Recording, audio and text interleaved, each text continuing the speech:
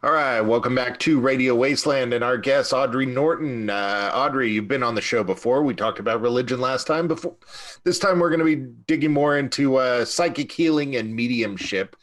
I'm sure, for transparency's sake, you were on the show before about Satanism. I'm sure your religion is going to pull into this on some level, but it's actually been quite a while since we've had anybody who did psychic readings on here, and so Interesting.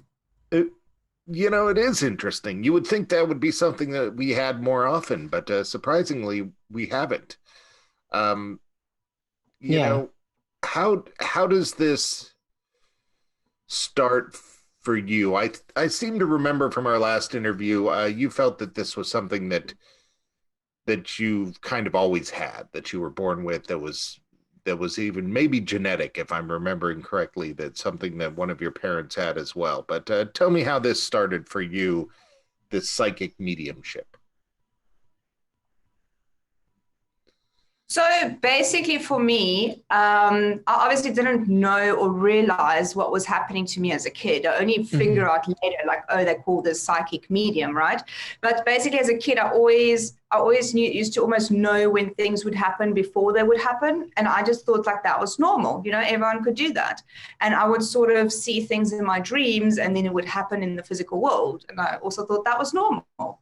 And then when I looked at people, I would sort of see like colors around people, or I'd get an instinct sort of knowingness of things about this person or like what they're feeling in that sense. And then also thought that was normal. And then later on, well, not later on, actually, I was about, how old was I? Like, my brother was just born, so I was about 4.5. I started to sort of see spirit in the home. And it wasn't a scary thing for me. It was just sort of like, this is interesting because like, who are you and what are you doing in my house? And it, it was like, but I wasn't scared. That's the weird part about it. Like, I wasn't scared with it. And anyway, so I would start seeing things like that. And in the evenings, I would just sort of feel a spirit come sit on my bed, which is the really weird part because you could see an imprint on my bed as to where someone actually sat. And I was like Oof. convinced at one stage it was my mom. And then I just turned around like there was no one there. And like she was sleeping and everything. So like that was the first time I actually got scared. Before that, I wasn't actually scared. And then so at this stage, it was probably about 9 or 10 years old. Kind of grew up, went into teenage phase, always kind of had this weird knowingness, didn't quite click what it was. And then when I was about 16, I started to be drawn a lot to astrology and numerology and dream interpretations and those type of things, which I found very interesting. And it wasn't actually until I was in my early 20s that I clicked, like, hang on, I don't think other people can see this. Like, I always wondered, like, when someone says this is the color green, like, is my version of green and their version of green the same green? I think a lot of us Right. wonder about these things, and that's why I sort of just accepted, this is something everyone could do. And I was I think about 22, 23 or something. And a friend of mine said to me, like, you do realize when you speak of these things, like, I don't know what you're talking about. And when you're saying, like, oh, look, that person has this color today and this person is going through that, like, how do you know this? And I was like, I don't know, I just do. And he kind of freaked out completely. He was also very agnostic, and he sort of like, this is pseudoscience, and like, no, this is weird, like, and I was kind of like, okay, but I just thought everyone could do this. And so at this stage, I've never even gone to see a psychic. I didn't really know what psychic was in that term. Although people did tell my mom while I was growing up, like, no, your daughter is psychic. But I don't know what that meant. Like, what does that mean? It's like, you psycho. That's kind of what I thought. But then eventually I was like, okay, maybe I should then see a psychic and see. And then, like, as I walked into this woman's sort of office, I guess, was working from our house, then she was like, do you know you're psychic? And I was like, yeah, people have said this, but I don't know what this is. And she was like, okay, so like, it's fine, you are, but you obviously don't click that you are. So I was like, no. So she's like, okay, the next person that walks in here, you're just actually going to tell them what you see. And that was the weirdest experience, because the next thing I just Aw. start seeing, like I normally do, seeing and knowing this kind of things about this person. And I start telling them this. And this guy, just a man as well, and he just like broke down and cried. And I was like, oh my God, did I offend you? Did I freak you out? Like, what's going on? And he was like, no, that's actually just why I'm here to see the psychic, is because of what you've just said. And I was just like, I was so freaked out at this stage. I thought like a mental institution with me, like I need to get locked up somewhere. Like, this is weird. I'm freaking out.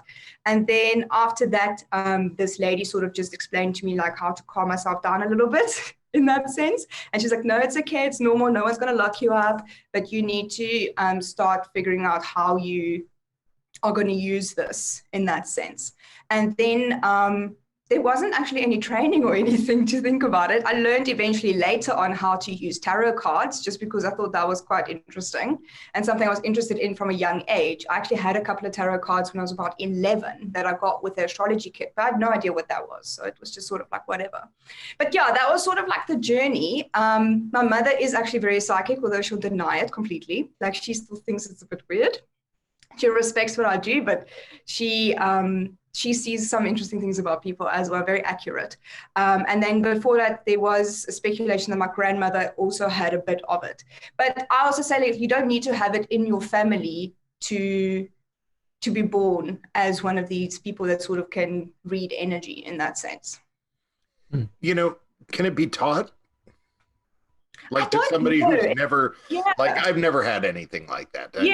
And granted, I don't know if closed-mindedness, but my lack of my skepticism, whatever word you want to use, I'm sure that would get in the way, but could one be taught?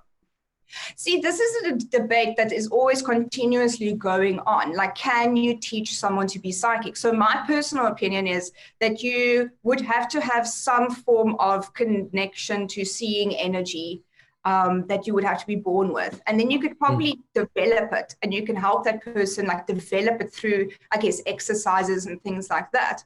I was born just being very open and very in touch, but I know I have seen people who, you know, they sort of had an experience when they were a kid and then didn't have experiences again. And then as an adult, they're like, I want to open this up again. And then through exercises, they sort of, you know, get in touch with it again.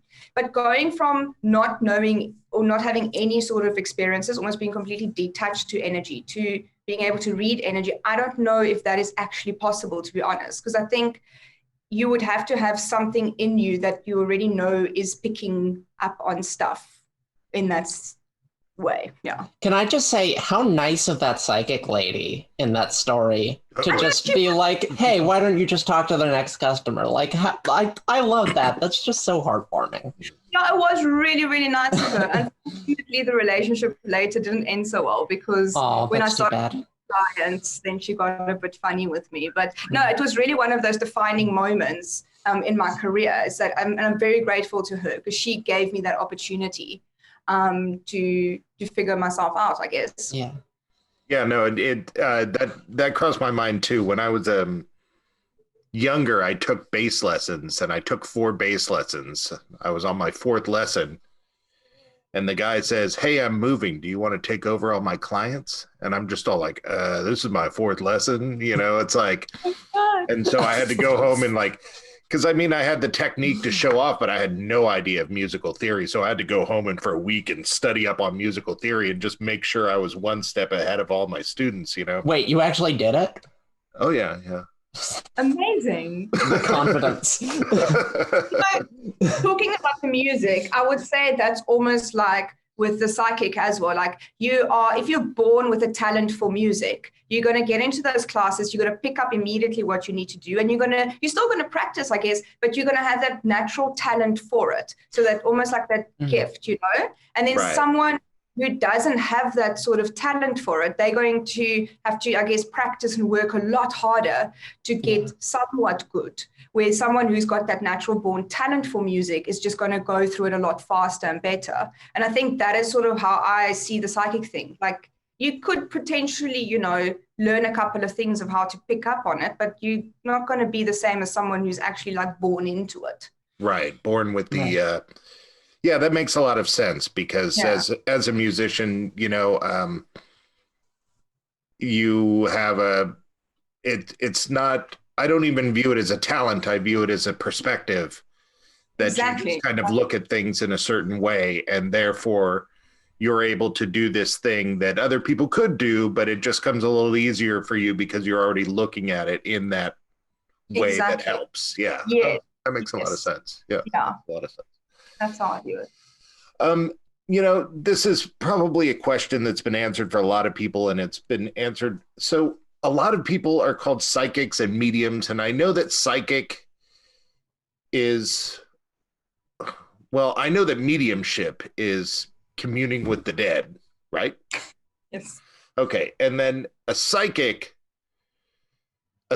can be a lot of things. It can be like, I read your mind, I see the future. But even if I see the future, it's through reading you, not read your mind necessarily, but in the loosest term. So not everybody that's a psychic is a medium. Not everybody is medium as a psychic, but a lot of people are psychic mediums. But is medium a subcategory of psychic? Okay, so firstly, I'm going to quickly correct you. If you are a medium, you are a psychic. But if you're a psychic, you're not necessarily a medium. Okay. That is the distinction there. Because when we talk about mediumship, we're talking about going into a sort of like higher dimension of a higher energy frequency. Okay, because that is sort of where you're, you know, they call it spirits, they call it souls, they call it the dead. I would say it's an energetic imprint that is left behind from someone that has left their physical body. Okay, purely because energy is something that you can't create it, you can't destroy it, it can only be transferred. And so when we look at that energetic frequency that's within us, it's just sort of like imprints onto the physical world, and that is what you connect with, and that is what you sort of read then and get the information from. And with that, if you can go to that frequency where you need to be able to do that, then you're automatically going to be on the same frequency where you can also connect to, which is a little bit lower than that, where you can see sort of the future situations of someone. And when we're talking psychic, we're talking specifically in the sense of like that predictability type of thing. And that is where you are looking at the person's energy body. And within that, you can see this is what they are busy creating for themselves through their choices, their actions, their words, their emotions. All of that sort of creates a ripple effect, if I can say, like a butterfly effect. Kind of like remote viewing concept. Yeah, so then you can see in that butterfly effect, okay, so this, and this is playing out. And then with that, you can see also, it's almost like a spider's web. So there's like little circles that sort of come out from the person, and then there's like little lines that come through it. And with that, you get like crossroad thingies. You can see if you make this choice, that's going to play out. If you make this choice, that's going to play out, and this choice, that's going to play out. And so as a psychic, you can say to that person, listen, these are your options. This is how it's going to pan out with each option. Or there's something here that's manifesting, and unfortunately, it's already so far in the manifestation process, you can't actually change it. So you just kind of have to go through it and prepare for it, or enjoy it if it's a nice thing, I guess, you know. But that is sort of the psychic element. It's sort of just reading that energy body and observing that butterfly effect or the ripple effect, and then being able to guide them through that in that sense. And that is actually the part. Growing up, I thought literally everyone could see their own ripples, you know. Funny thing is, I can't always see my own, which is very frustrating, but I can see that. So I can't like, look at myself in a mirror and then see stuff. Like that doesn't quite work like that. But I can look at others and have that objective sort of view of what's happening with them in that sense. And then, like mediumship, that is almost just going a little bit higher in your energy frequency and connecting with those almost imprints that is in the physical, and getting sort of, I guess, messages or guidance, or it's mostly reassurance that come from these imprints in that sense. And it's also a bit of I say it's like a bit of a shock reaction to your system, like when you die or cross over, as people say, that leaves that imprint, because usually it's all about sort of being concerned about the people that are left behind, you know? I notice you say imprints and not like ghosts. Is that, well, I mean, I think for a layperson, that's what's going to come up. So is this a situation where it's like there are not actually like disembodied souls on the planet wandering around, but it's more like just the effect they've left that you can kind of still communicate with? Or okay. Yeah, so there's two things here. So when you're saying ghost, that term actually brings forwards a lot of other different categories again. So ghost can also be what we call an entity. So that is sort of the larger part of your energy body that sort of stays on the third dimension and doesn't move up. So we got like the third dimension over here. And then when I talk about higher frequencies, I'm referring to your fourth frequency, the fourth dimension, and then we get the fifth dimension. Okay. So think of it like this. You've probably seen in movies when there are ghosts, it's almost like they're hovering. Okay. They're always like hovering around. And that is because the fourth dimension literally sits over here. This is where our fourth dimension starts. So when I look at spirit imprints or ghosts or entities, they always sort of start about here and they look like a hologram. They're like always moving like this. And that is because those energetic, what do you call it? The energetic pixels. They almost look like pixels. You know, like when something's pixelated? Right. Pixels, but the pixels are moving, almost like the energy is at higher frequency. So they're moving and they're round about here. So when I'm saying spirit imprint, that is sort of the part of you that has sort of is available to us to communicate to. And then the larger part of you would be up in the higher frequencies. Then we have your ghosts, or also known as entities. That is the bigger part of your energy body that is just sort of stuck here. It hasn't moved up through the realms. Okay. And so when we get that, that is normally when we have to do work like spirit release or spirit clearing. And we actually have to show this energy body like, hey, you need to move up. Like you can still have your imprint here that's communicating with your people, but you also need to be moving up and sort of disperse your energy, you know, in that way. So that's a little bit of a technical explanation. Okay. But think of it like a ladder. We have like step 1 is the third dimension, and then 4, 5, and kind of goes up, but that's sort of irrelevant when we talk about mediumship and psychicness. And then that part of you needs to go up through the realms, that the energy needs to be dispersed and transferred. And sometimes it gets stuck. And when it's stuck, we have a ghost or entity. That's interesting. I also want to chase down something unrelated you mentioned a little bit ago. You mentioned that you've met people who sort of had psychic experiences when they were kids, but then didn't for a really long time, then picked it up again. Do you think children are more like attuned or whatever? Or so children, is this a common thing?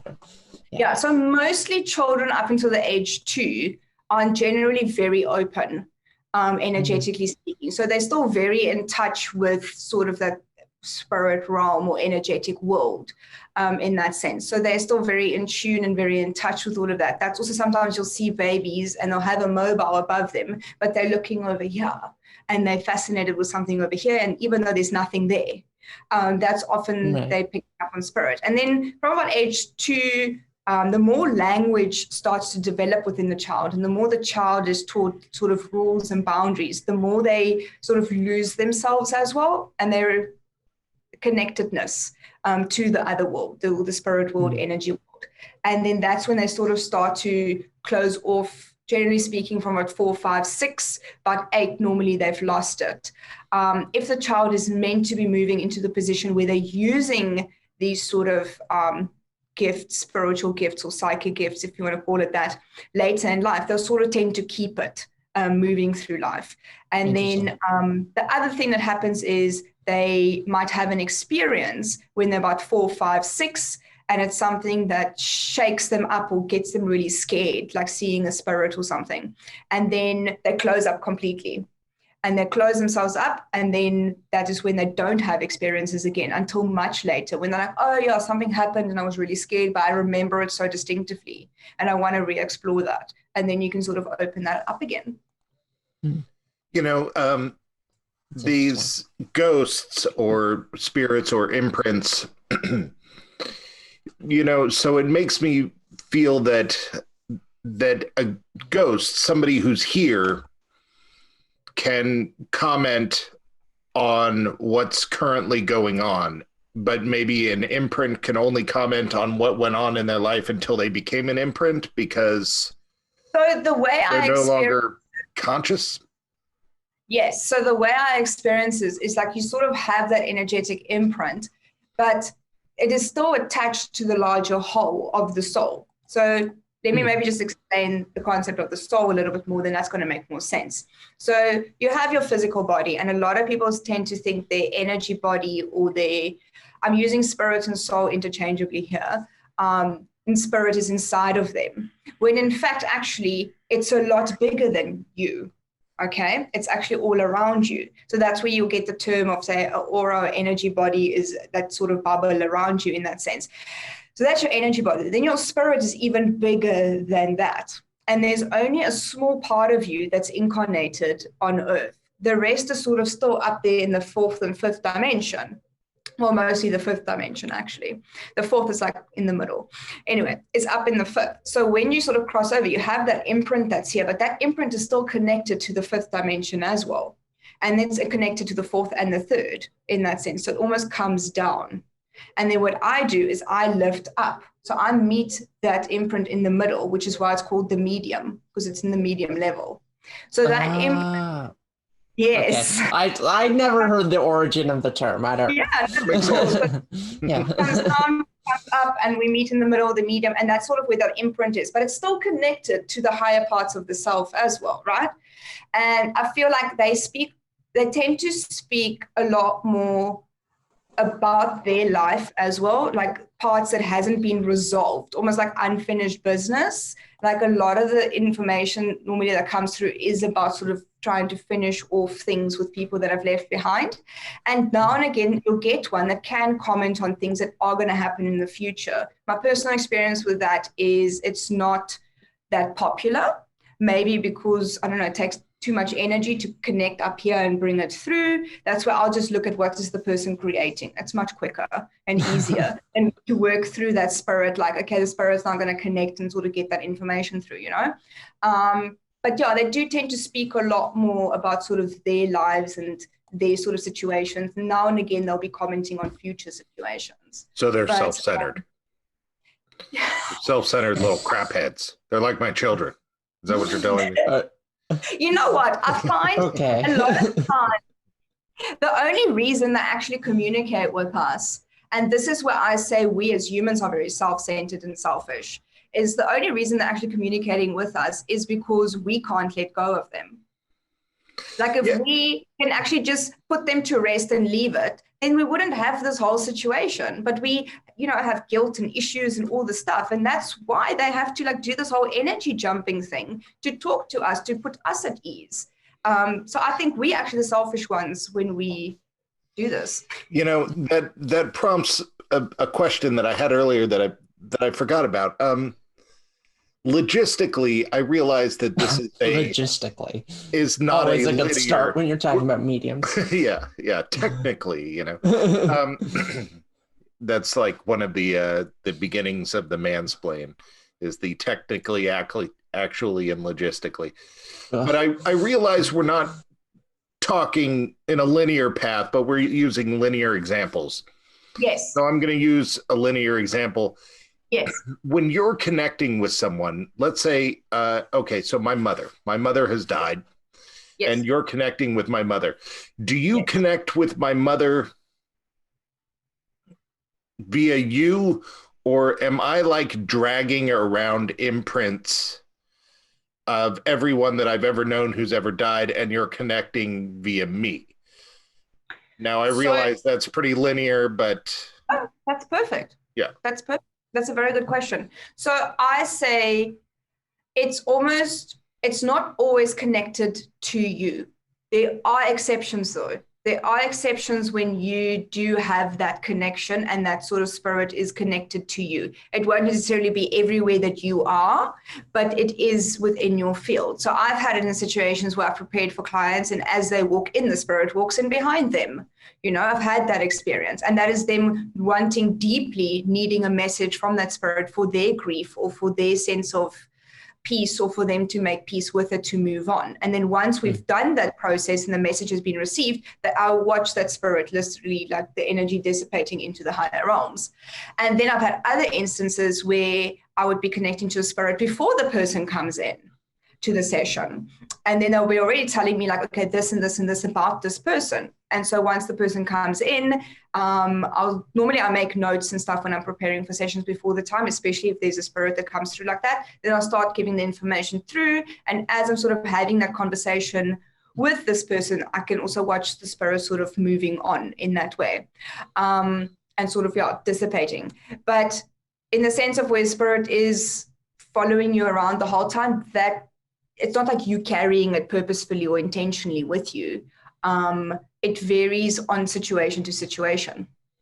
You know, I'm a horror movie fanatic, which anybody who listens knows, and that's an interesting concept. You don't need to be a psychic to know that. Right. For a horror movie, is that you know, we see so many ghost movies and stuff like that where the people are tied here because of how the ghost felt. You know, it's an interesting concept to have the ghost tied here because of how I felt.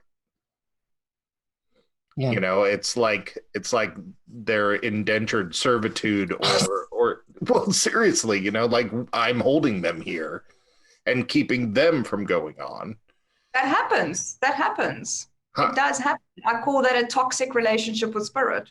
Huh. Well, that makes sense. That does make sense. I mean, what people do is they, like, especially with children and animals, to be honest, it happens a lot with animals as well.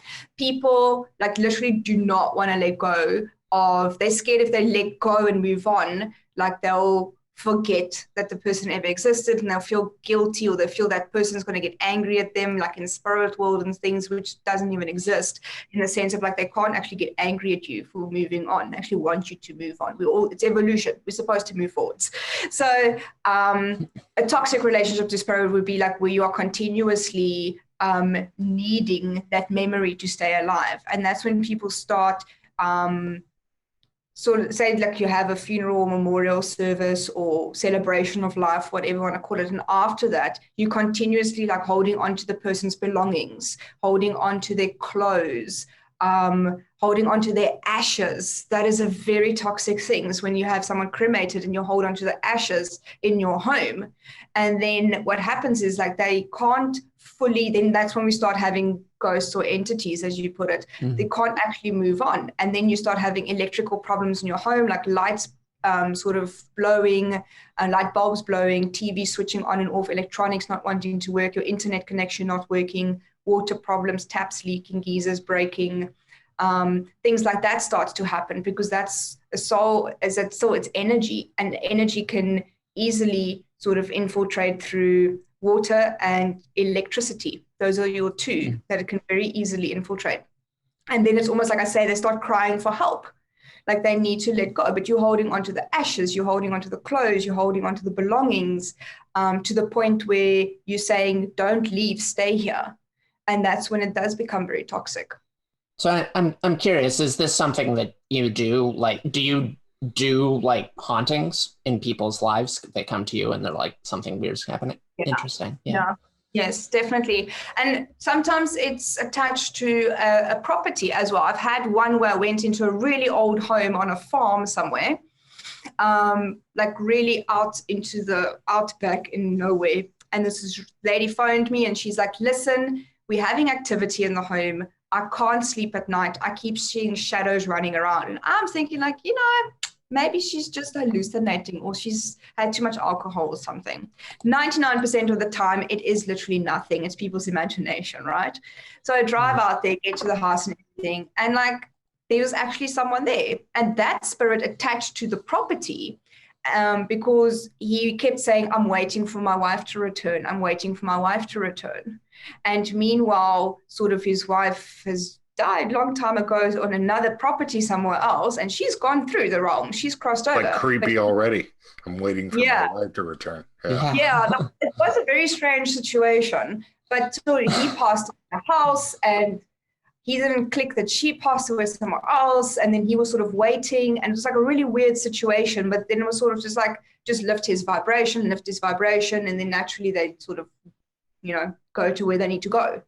And sometimes you also get it that they cross over or they die, and then they don't know how to let go.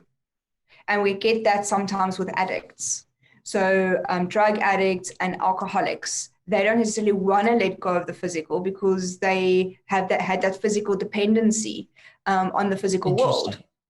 Yeah, and so then when they leave their body, they still want more of the physical experience. So then they don't necessarily always cross over either. So that also is another thing where they get stuck in a house in that way. Yeah, that creates really sad. Yeah, totally. I hate that. It creates another situation where it's kind of infectious. So, like, here's this man holding on to his wife's spirit. He is pretty addicted to his life, and then when he dies, he stays. Does she stay? So his spirit can't hold on to her spirit. No, it can't happen like that either. No, you are very much in charge of your own energy body. And it's people think it's easy to intercede another person's energy body, but it actually isn't, because you control your energy and you are the one in charge of it. You, the leader or the king or queen or whatever you want to call it, sovereign of your own being. So yeah, you can't really, no energy form can control you unless you allow it to. All right. Well, we are coming up on our break here. You're listening to Adri Norton here on Radio Wasteland. If you want to find out more about her, it's ADRI Norton.co.za. And your name is that spelling South African or is it just creative? What, Adri? Yeah. Is that a common spelling in South Africa? I've seen that here. Have you? I have a friend named Adri. Yeah. So it's not even a very common name in South Africa, but it's definitely comes from Dutch. So the Afrikaans that we have in South Africa, that's from Dutch. It's from there. Huh. Yeah, because I had never seen the spelling before. The first time you were on, I had to ask you how it was spelled, but I'm sure this is totally interesting radio for people. So we are going to a commercial break. ADRINORTON.co.za if you want to check her out during the break, and come on back. You're listening to Radio Wasteland.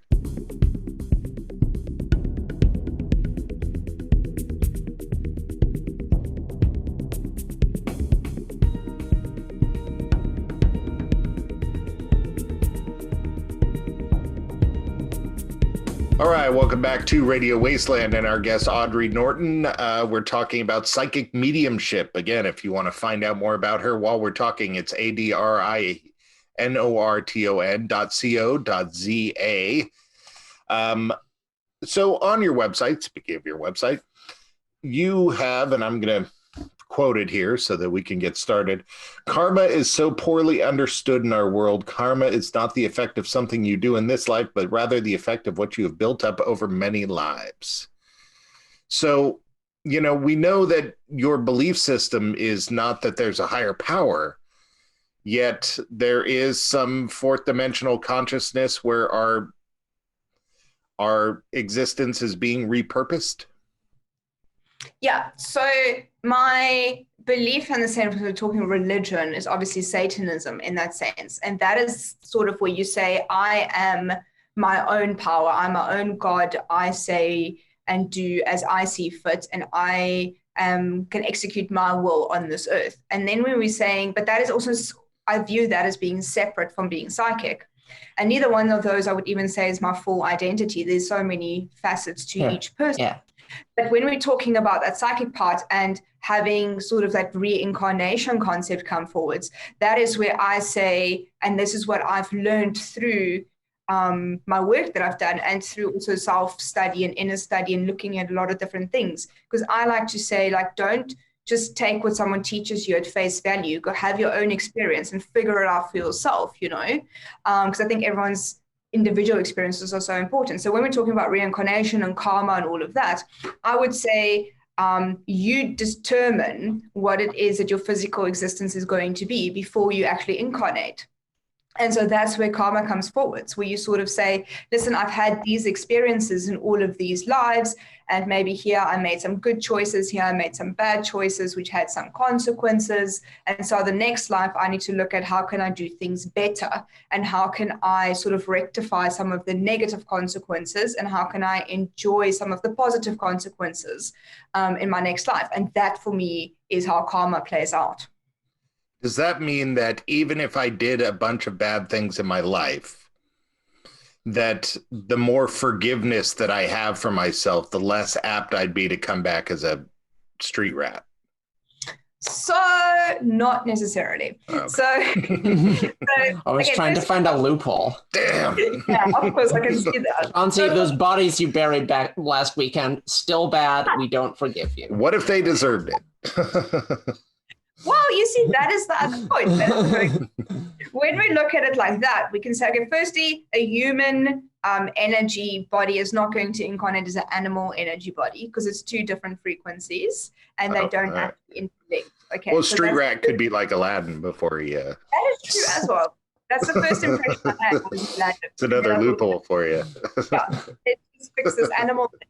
Because a lot of people are like, I'm going to come back as a slug, or I'm going to come back as a cat, you know. And I'm like, yeah, it's not going to happen, hey? It's like different frequencies.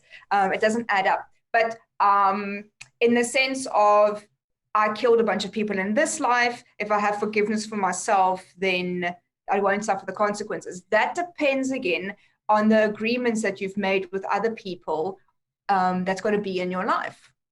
So this is where it can get a little bit tricky. So, for instance, say we have a murderer and we have a victim. So we can't judge what that predetermined agreement between the two of them are. We might have a soul over here that needs to experience what it feels like to be a victim, and that whose exit point, so the point is where they cross over, is through murder, right? And we might have a soul on this side who's maybe a younger soul, for instance, that haven't had that many lives on the third dimension, and they actually need to feel what it feels like to kill someone. Or we have this soul over here saying, hey, I haven't felt what it felt like to kill someone, I need to kill someone. And this soul's like, hey, so I haven't felt like what it's like to be a victim, so let me be the victim, and then we make a contract. So if that had to play out and this person had to die, this soul would also have had to determine pre-incarnation whether they're going to get caught or whether they're going to get away with it. Okay. And that's why sometimes we catch our criminals and they go through the justice system and they get their lifetime in jail. And we have criminals that just seem to elude the law no matter what they do. They just can't, get into the jail. And that's where we have contracts or agreements that play out in that sense. So when we're talking about karma, we're talking about the sense of every time you make a choice where you are not doing something that's moving you closer to your true self. So where you're being dishonest, or where you're being something's wrong, but you're still doing it. That's not you in your truest essence, because at the end of the day, we all are actually good people deep down inside. So when we are doing things that is not who we are, that is when we are creating negative karma in that sense. But in this scenario, for instance, that might be this person's best version of themselves because their soul has not had that many incarnations. And that's a harsh thing to say. But from everything I've seen, that is sometimes just the very simple truth. And then they need to do that. And for that, there won't be afterlife sort of consequences because they were just executing a contract. What that soul did learn, though, is that there are very real consequences sometimes on earth, in the sense of like they're going to have jail time or things like that, or they're going to feel guilt, or people are going to hunt them down, or there's going to be some form of something. And they're going to learn, like, is that something I want to do again? Or is it something I don't want to do again? And hopefully they'll learn that, it's not necessarily in love, which is essentially what I believe we all are. And so it's very much about the contract and the agreement, and very much about being your best version of yourself. And when you're not your best version, you're sort of creating negative karma, and then you have to come and live here again and sort of fix that. If that makes sense. It does. Like our morality is a subset of a larger morality. Yes. I get you. All right. This next one's a little personal for me. You say on your website that you do crystal healing, chakra balancing. So chakra balancing, I would like explained to me, because my wife has recently started doing acupuncture, and she swears it works for her. She says it's like totally helps her. And I don't know. Sell this to me. Okay, so this is one of those things where I feel in some ways I probably have a big advantage because I can see energy. So I can literally see someone's chakras and I can see the energy and how it flows and all of that. So for me, it's almost like a no-brainer, you know. But basically, this is the concept. You have obviously your different 7 energy points within your body, and think of it almost like a disc that's spinning, almost like it's like a disc that spins, and the chakra almost like draws energy in. So when your chakra is spinning nicely, it sort of draws energy in, you're feeling good, you've got energy, everything's amazing. And then when your chakra is not spinning properly, so it's either spinning too fast or it's spinning too slow or it doesn't spin at all, then you're not drawing in enough energy and you are very tired. So that is when it's slow or not spinning. And when it spins too fast, it's almost too much and you get a bit anxiety or like hyperactive in that sense. So that's sort of like the differences between a hyperactive or overactive chakra and an underactive chakra. So you want it to be nice balance. But in the sense of, let's just talk like metaphysics in that sense. We're talking again, energy frequencies. So for instance, let's say radio stations, right? We have radio stations that work on different frequencies. For instance, you have, I'm just going to throw out numbers, say 80.5 is one radio station. So if I want to hear the frequency of that, I'm going to tune into 80.5, right? And I'm going to hear what's on that station. If I want to hear something that's at 94.5, I'm going to tune into 94.5. I'm going to hear what's on that station. But I'm not going to hear what's on the station playing on frequency 80.5 if I'm on 94.5, right? That's an imbalance there. And so that is where we're looking at frequency is the same. You've got frequencies that are sort of lower and frequencies that are higher. And when your chakras, the frequencies aren't correct and they're not all in the same frequency, they almost can't relay energy to each other. And so then you have an energy imbalance in your body. And that can also cause almost like a leak or like a tear in your aura eventually, and then all your energy just seeps out and you get sick. People get cancer, they get fibromyalgia, they get all kinds of horrible things in that sense. But talking about the frequencies in that sense, your crystals also have frequencies, okay? And I know this because I can see it. So if you can't see it, I don't always know how to tell you guys it does. But I can literally see it, I can hold it, I can see the energy sort of coming out of them. So I know certain crystals have higher frequencies than other crystals. So based on the frequency I'm seeing within your chakra, I know this crystal I need to put on this chakra because that is the balance it needs. For instance, if this chakra is low, I'm going to use a crystal with a really high frequency, and the high frequency on the low one brings it into balance like that. You understand? Now, if I have the wrong crystal, is that dangerous? No, nothing is going to happen though. Like you're not going to feel better. I see. And I always say with stuff like this, especially crystal healing or any form of energy healing, the results is what's going to determine whether, it worked or whether it was real. So if you're going to feel better afterwards, or there's going to be significant improvement in your health or in your emotional state, then sure, 100%. Then, this is sort of how I say to people who can't see energy, then like it obviously worked. But if there's like no improvement or you don't feel better, then I'm also going to question, like, was it done properly? Did the person know what they were doing? Or, the worst that can happen is nothing happens with crystals. So at least that's one good thing about it. But in the sense so you can experiment yourself and not be worried. Yeah, basically, you're not going to hurt yourself or anyone for that matter. Nothing's going to happen. So on your website, you also refer to magic. Now, is magic being used synonymously with psychic, or are these separate? So it's witchcraft, basically. That's what I refer to magic. It's witchcraft. And witchcraft is basically the manipulation of elements to execute your will. Okay. So they are, well, I mean, they're probably tied in some way then. Well, yeah, I think, you don't need to be psychic to practice witchcraft. I know a lot of witches who are not necessarily psychic in that sense, and they can practice witchcraft. It just makes it easier being psychic because I can literally see if the work I'm busy putting together in front of me is making a new energy creation or not. Right. It's like birthing something. Every time I do we call them workings, not necessarily spells, but every time I do a working, because I'm literally working energy, I can see new energy being, not new energy, but like energy coming together and making something new, and then birthing that into manifestation. Okay. Yeah, because there's so many terms and so many things going on, and I don't just mean with you. I mean with no. Generally, with everybody.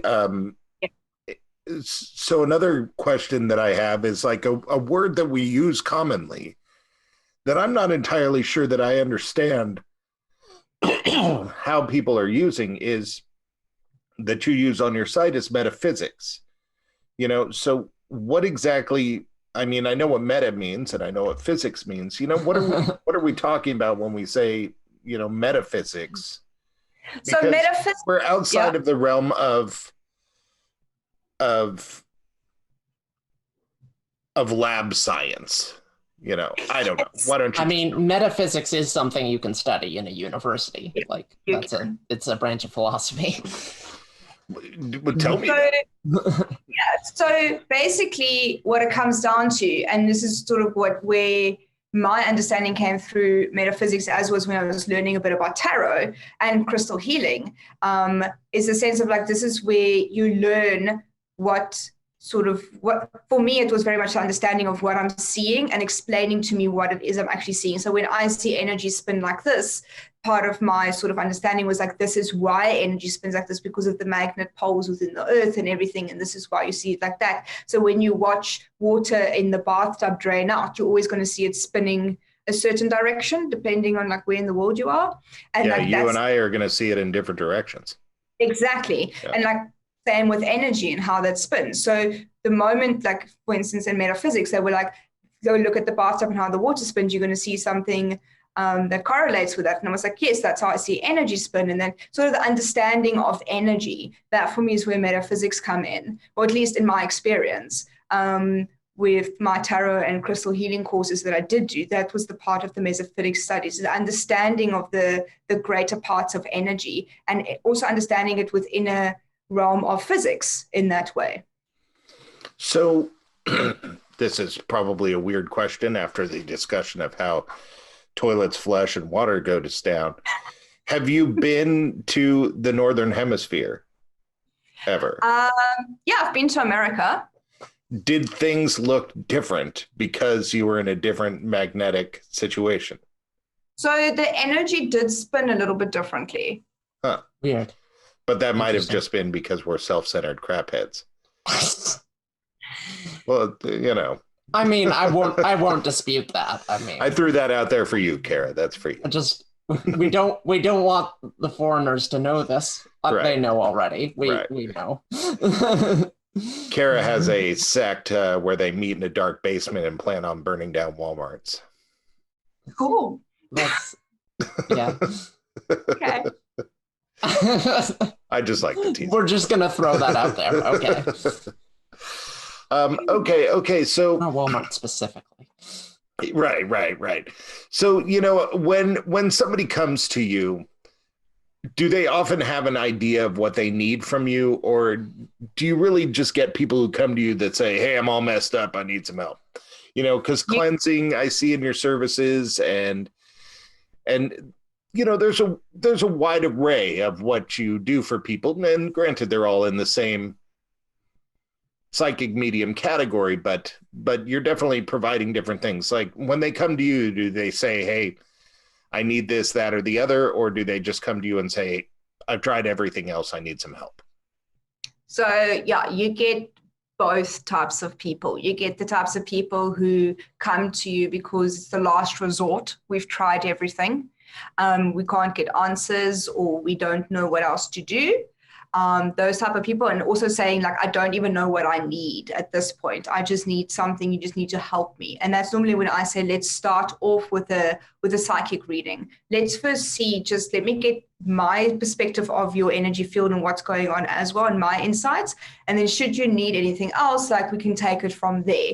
Normally with the inner reading, we can sort out a lot of things, a lot of clarity can be brought to the table. There's some insights there. And then from then onwards, people know what to do next and they can carry on again. And then sometimes I'll get people who say to me, okay, listen, I feel like I need a reading and I feel I need a crystal healing because I'm feeling like something isn't right within me, or I'm feeling overly emotional, or I'm very stressed, or I'm just not feeling well.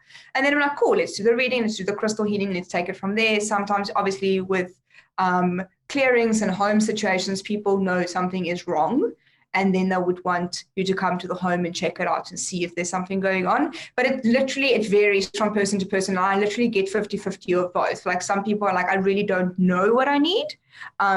And then some people are like, no, this is what I want. That's it. So, right. Yeah. Hence. Now, last time we talked about how in South Africa and Africa in general, Satanism could be a very taboo subject. What about psychic mediumship not connected to that? Is that something that they automatically make the association with? Because there's a lot of churches here in America that if you say you're a psychic, the people say you're possessed by the devil. And then there's other churches here that would say, oh, that's a gift from God. That's one of, you have discernment. What's the take in your area on those things? It's about the same that you were explaining now. We have some people who would say it's a gift from God and it's amazing and you need to be using it to help people and sort of playing out that narrative. Then we have the others like, this is devil worshipping, you're possessed, you need exorcism, and you're getting it from the latest I actually got since sort of being on the radar in South Africa as a Satanist, is that I am speaking to demons. So that's quite interesting because as a Satanist, I don't even believe in demons. As a psychic, I've seen a demon. So it's very interesting. But I'm speaking to demons apparently, and I'm possessed by the devil and all of that. But generally speaking, in South Africa currently, it is very much accepted. Sort of psychic work. Like people are very open-minded about it. But 5 years ago, it was a different story though. So we've come far in 5 years. And I'm sure even 10 years ago, 10 years ago, 15 years ago, I was just looking at something in a library once, and it was related to witchcraft. And immediately it was like, you're a devil worshiper. And tarot and numerology and all of that was devil worship and the work of the devil. So that's 15 years ago. But we're getting somewhere where at this stage today, it's definitely a lot more accepted and it's met with a sense of intrigue. So when people do hear you're a psychic, they more want it like, what do you see? What can you tell me? Rather like Antichrist. Right. So, you say, I don't want to start it with you say. I say you say. This is not combative. That you don't believe in demons, and when they say demons and you're all, I haven't seen a demon. A common question that I like to ask people, because this is probably my horror movie fandom, is we're talking about these multiple levels of existence, but are there entities that were never human, that are maybe malevolent or benevolent, floating around in these different ladder rungs? I think that's about as good as I can ask it.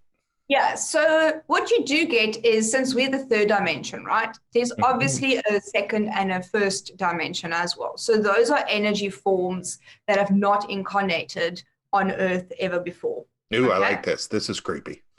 Yeah.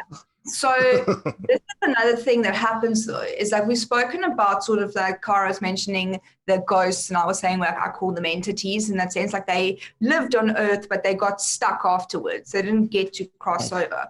And they sort of feed off a property of, they feed off human energy, almost like a vampire type of thing in order to keep them here. Oh, so I like when that. Yes. So when we're Weren't you talking just about- making fun of me, Kara? Whatever. All right. Yes, All right. I was, but my love of vampires cannot be suppressed. Yeah, Sorry, it's not so Audrey, fun continue. to make you sick though. Like, Well, it's your fun energy. for the vampire. True, that's true. So then we energy forms coming in from, say, for instance, the first and the second dimension. So we've got our third dimension, second, first dimension, and they're sort of over here. So the only time you're going to get an entity from here coming into the third dimension is when you as a person have an incredibly low energetic state and you have an aura leak. Okay, so aura leak again happens when your chakras have been blocked. That happens due to emotional situations or events in your life that create emotional upsetting situations. And so when we have an energy leak and you're in the third dimension here, your energy becomes lower and lower and lower. So this is someone, again, severely depressed, suicidal, drug, alcohol addiction. I'm talking like really down, low energy, okay, with the aura leak. Then you have the potential for a first or second dimension energy form entity to latch to that person. So I guess I wouldn't call it a demon because I think that is a very different things. And you get demonologists, and they work with energy forms that they call demons, but I don't have experience with that, and I get that. I was just saying that maybe somebody else was interpreting these things. Yeah. Right. Yeah. So I think demons is also a very different story, but there is definitely some energy forms that can latch. But I mean, it's really like 1% of the time that you're like hardly ever going to see something like that. You mentioned earlier, though, that, you know, one sort of energy being can't really affect another one unless they let them. So how does that sort of work? That happens in situations, like I said, you're severely depressed, there's addiction, there's a lot of things happening, and you're going through life sort of going like, I need help, anyone just help me.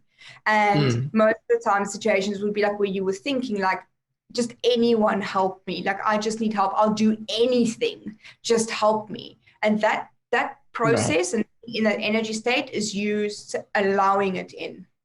Yeah, I'm understanding this like a kind of like I exist on the first and second and third planes, but kind of like autoimmune to the point where you're fighting yourself and therefore are susceptible to things that are down there. 100%, you're fighting yourself, yeah. Interesting. Crazy, and not crazy in a crazy way, in a good way, you know. We're fascinated by this. Right, I am. I absolutely love this stuff.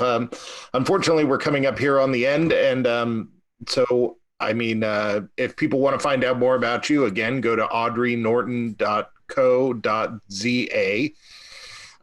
And Audrey, again, apparently I'm the only one that didn't know this. It's spelled ADRINORTON. But yep. I feel like Trump, who's just all like, some people didn't know that Abraham Lincoln was a Republican. Be all, everybody knew that, man. It was just you. Apparently, that's me with Audrey. But is there any other place where people should look for you and find you if they want to find out more about you? I know you got a YouTube channel. Yeah, I think the website that you've mentioned is the best place. From there, there's links to my YouTube, Facebook, and all of that. Yeah, I would say the website is the first stop. All right. Well, you know, thank you very much for being on here. And really, you gave a much more concise and well-explained idea of what psychic mediumship is than we've really ever had before. Cool. You know, It gets a little squishy sometimes. So it's nice to have some answers. Right. Normally I start them with, I know answers. you may not have the answer to this, but this time I actually felt like I could just straight up ask the question and possibly get the answer, you know. So, it was a lot of fun. Yeah. Awesome.